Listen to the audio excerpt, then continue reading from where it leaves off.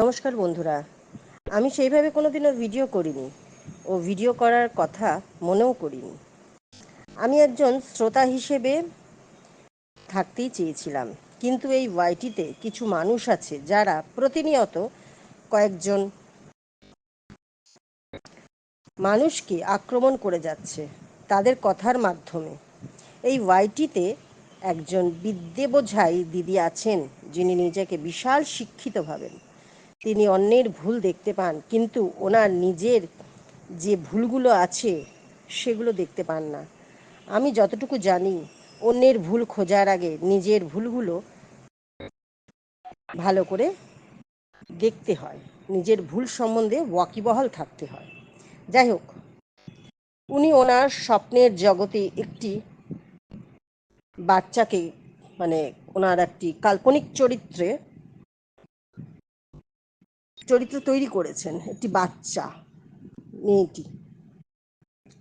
সেই বাচ্চা মেয়েটির অসম্ভব ক্ষমতা, ঠিক আছে, এবং সেই বাচ্চাটি পাশাপাশি একজন জালিয়াত, দালাল, দুশ্চরিত্র, 420। কি সুন্দর না? তার কল্পনা কে আসছে? একটি বাচ্চা মেয়ে। এরকম কল্পনা করাটা তার পক্ষেই সম্ভব, কারণ উনি বিদ্ধের ভারে যে টলমল করছেন সেটা বোঝা যাচ্ছে খুব ভালোভাবে।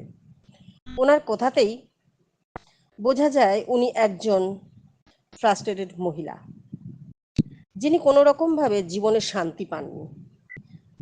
কোনো দিক থেকেই মানসিক শান্তি, যে কোনো শান্তি, সুখ শান্তি যেটা বলা হয়, কিছুই পাননি। তাই অন্যের ভালো উনি কখনোই দেখতে পারেন না। অন্য কোনো মানুষ সুখে থাকুক, ভালো থাকুক, সেটা উনি একদম চান না, দেখতেও পারেন না।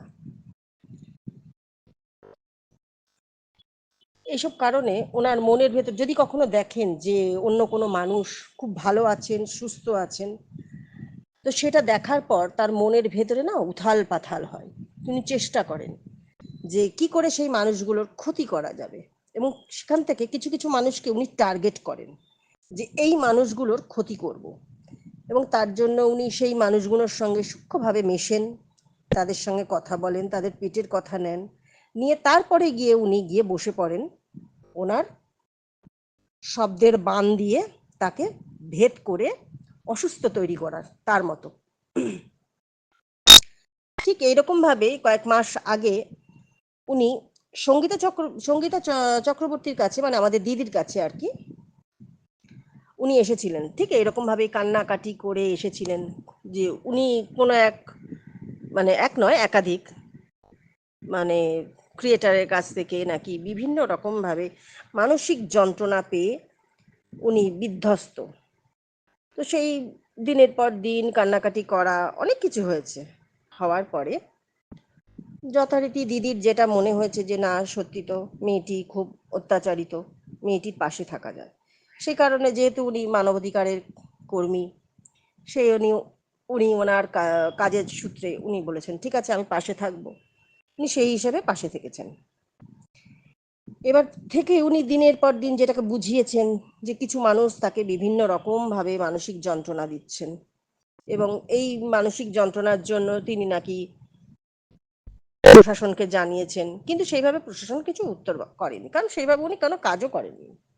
তো যেতে যথারীতি উনি চেয়েছিলেন যে যাতে আরো ভালোভাবে কাজটা হয়, সে কারণের জন্য, কারণ সঙ্গীতা চক্রবর্তী মানে আমাদের দিদির মানবাধিকার কর্মী, এই দিদির একটা, সে যেভাবেই হোক না কেন একটা ক্ষমতা আছে প্রশাসনের সঙ্গে তার ভালো, কারণ উনি যে কাজ করেন সেটা তো প্রশাসনকে নিয়েই করেন।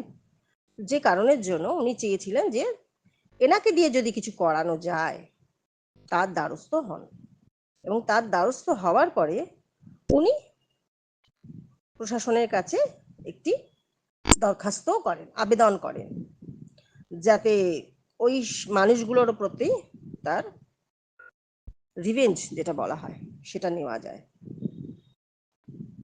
কিন্তু যেটা হওয়ার সেটাই হয়েছে, কারণ ওটা সঙ্গীতা চক্রবর্তী, ওটা আমাদের দিদি। ওনার কাছে মিথ্যেটা বেশি দিন মানে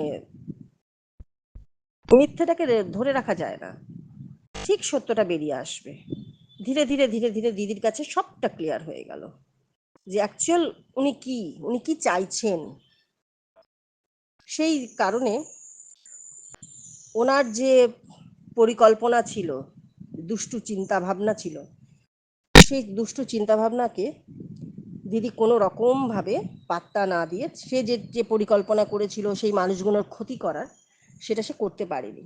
আর এই করতে পারেনি বলেই আজকের দিদির ওপরে তার এত রাগ, এত কিছু, তার বিষয়ে আজকে এত কিছু বেরোচ্ছে। ঠিক আছে, আর এখান থেকে পরিষ্কার যে উনি একটা ভিকটিম কার্ড খেলেন। উনি গিয়ে বলেন আমি খুব কষ্টে আছি, মানসিক যন্ত্রণাতে আছি। অ্যাকচুয়ালি উনি যে মানুষকে মানসিক যন্ত্রণা দেন সেটা কিন্তু উনি বলেননি। সেটা এখন পরিষ্কার আমাদের কাছে। তখন অনেকগুলো কোয়েশ্চেন ছিল, সে কোয়েশ্চেনগুলোর অ্যান্সার আমরা তখন পাচ্ছিলাম না, কিন্তু এখন পরিষ্কার যে উনি কিভাবে মানুষকে তার পার্সোনাল ম্যাটার নিয়ে অ্যাটাক করেন, তার মানুষের জীবন নিয়ে কাঁটাছেঁড়া করেন, সেগুলো এখন পরিষ্কার। এমনকি তার বাচ্চাদেরকেও উনি ছাড়েন না। সেরকম ভাবে উনি সীমা, ধরিত্রী, আমার, ম্যাডাম, প্রত্যেকের বাচ্চাকে উনি টেনে কথা বলেছেন। খুব ভালো করেছেন, কারণ এই প্রমাণগুলো আমাদের দরকার ছিল। কারণ উনি এতদিন যেটা বলে এসছিলেন যে ওনার বিষয়ে নাকি কিছু মানুষ অনেক কথা বলেছে, তখন আমরা বারবার জিজ্ঞেস করেছিলাম যে তুমি কিছু বলনি? না, উনি কিছু বলেননি, উনি কোনো প্রত্যুত্তর করেননি। কিন্তু এখন ক্লিয়ার যে উনি খোঁচাটা দেন, তার বিনিময়েতে এরা কথা বলেছে, সে প্রমাণগুলো আমাদের কাছে এসে গেছে।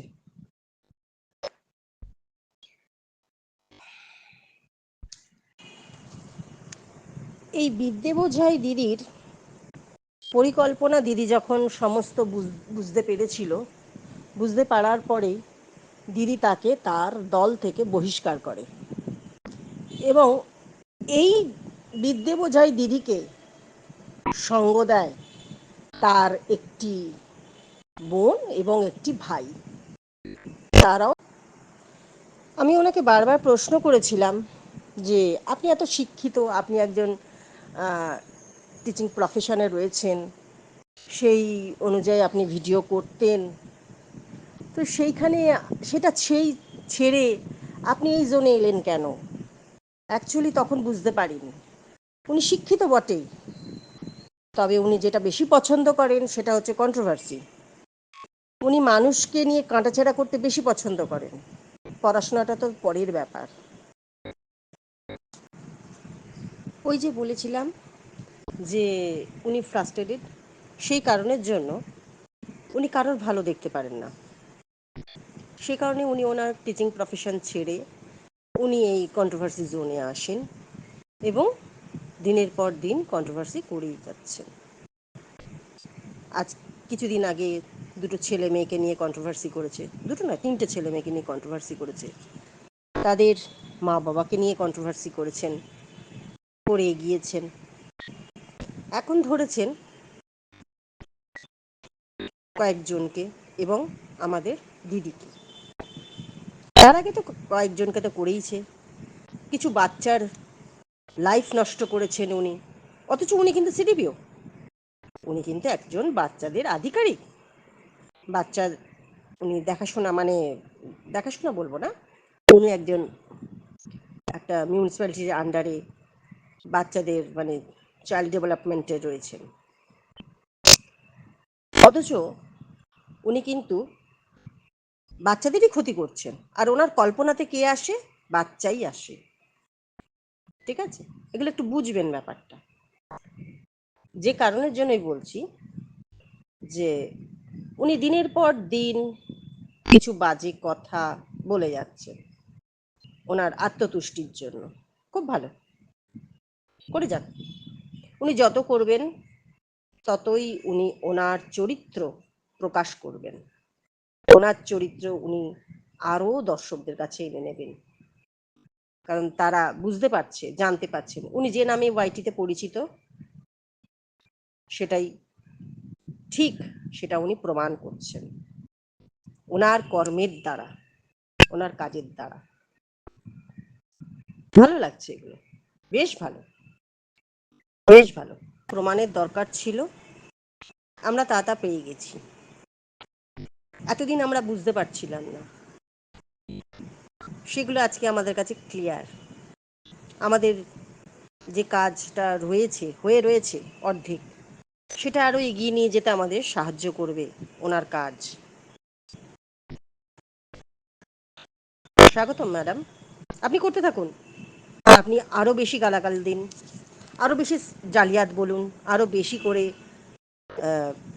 কি বলে 420 বলুন, জালিয়াত বলুন, দালাল বলুন, আর হ্যাঁ, বিজনেস ঝি সেটাও বলুন। আর যে হুলিয়া করেছে না, বিজনেস ঝি বলছেন যাকে, হ্যাঁ, প্রমাণটা রাখবেন, ঠিক আছে? আর আপনি যে বলছেন যে বিজনেস ঝি, কিসের বিজনেস সেটা একটু বলবেন, সেটাও ক্লিয়ার করবেন। কিসের বিজনেস, কি কারণে আপনি তাকে বিজনেস ঝি বলেছেন? ঠিক আছে, অ্যাজ এ দর্শক হিসেবে আমার প্রশ্নটা রইল, আপনি এগুলো ক্লিয়ার করবেন একটু। আর আপনি এদেরকে কি বলেছেন? এই সীমা ধরিত্রী, এরা হচ্ছে কাজের লোক, এদের জামা কাপড় এগুলো সব কাজের লোকের মতো। তা ম্যাডাম, আপনার বাড়িতে তো কাজের লোক আছে, আপনি তাদের সঙ্গেও কি এই ধরনের কথাবার্তা বলেন? আপনার আন্ডারে তো কিছু মানুষ কাজ করে, তাদেরকেও কি আপনি এরকম ধরনের ভাবেন? এটা কিন্তু পরিষ্কার, এটা বোঝা যাচ্ছে, ঠিক আছে? অনেক কিছু বলার আছে আপনার সম্বন্ধে, অনেক কিছু, কিন্তু সব কথা তো এখন এখানে বলতে পারবো না, কিছু প্রবলেম আছে, সেগুলো না জায়গা মতো বলবো, কেমন? বাই। যা তা কথা বলে আপনি নিজেকে অনেক বড় মাপের মানুষ মনে করছেন। আপনার শিক্ষার ভার যে আপনার উপর যে ভারী হয়ে দাঁড়াচ্ছে সেটা বোঝা যাচ্ছে, খুব ভালো বোঝা যাচ্ছে। আপনি শিক্ষিত বটেই, কিন্তু স্বশিক্ষা নেই আপনার মধ্যে, আপনি জানেন না কার সাথে কিভাবে কথা বলতে হয়। আপনার কিছু অভিলাষ ছিল, সেই অভিলাষগুলো পূর্ণ হয়নি, সেই কারণের জন্য আপনি আজকে এই রিভেঞ্জ নেওয়ার জন্য বসে পড়েছেন। নিন, দরকার আছে এটা নেওয়ার আপনার, কারণ আপনার আত্মতুষ্টির দরকার আছে, তাহলে আপনি মানসিক শান্তি পাবেন না। আপনার মানসিক শান্তি অত্যন্ত জরুরি, আপনার মানসিক পরিস্থিতি যা হয়ে রয়েছে তার জন্য জরুরি। আপনি করতে থাকুন, কারণ আপনি যত করবেন তত আমাদের সুবিধা হবে, আমাদের কাজে আমরা এগিয়ে যেতে পারবো। আমরা অর্ধেক এগিয়েছি, বাকি অর্ধেকটা আমাদের এগোতে হবে, আপনিই সাহায্য করবেন সেটার জন্য। আপনি সাহায্য করতে থাকুন, আরও চেষ্টা করুন কি করে সীমা ধরিত্রী, শ্রীমণি, অর্পিতা ম্যাডাম, আমাকে, আরও 5 জনকে কিভাবে নিচে নামাতে হয়, নামাতে থাকুন। কারণ আপনি এই মানুষকে নামিয়েই নিজেকে ওপরে দেখতে চান, করতে থাকুন আপনি। আপনার এই কর্মকাণ্ড দেখে আমার একটা কথা মনে হচ্ছে যে আপনি আপনার টিচিং প্রফেশনে কতটা সাফল্য ছিলেন, ঠিক আছে? খুব পরিষ্কার আপনি যে কতটা সফলতা পেয়েছিলেন, সেই কারণেই এত সাফল্য ছিলেন, যে কারণের জন্য আপনি এই জোনে এসেছেন। কারণ ওখানে আপনি যে কাজটা করছিলেন সেটা করে আপনার মনের শান্তি মিটছিল না, আপনি আপনার মনের শান্তি, আত্মার শান্তি, সেটার জন্যই কন্ট্রোভার্সিতে এসেছেন, কারণ যেটাতে আপনি পারদর্শী, আপনি সেই কাজটাই করতে এসেছেন, আর সেটাই আপনি করছেন দিনের পর দিন। আর এর জন্য মনিটাইজেশন অন করতে লাগে না, এর জন্য মনিটাইজেশন অন করতে লাগে না, ঠিক আছে?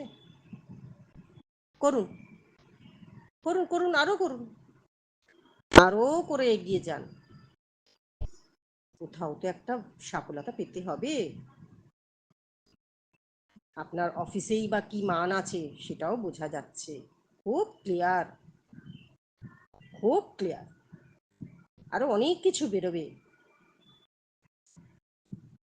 কারণ আমি আপনার প্রতিবেশী, এইটুকুনি মনে রাখি। এগিয়ে যান এবার।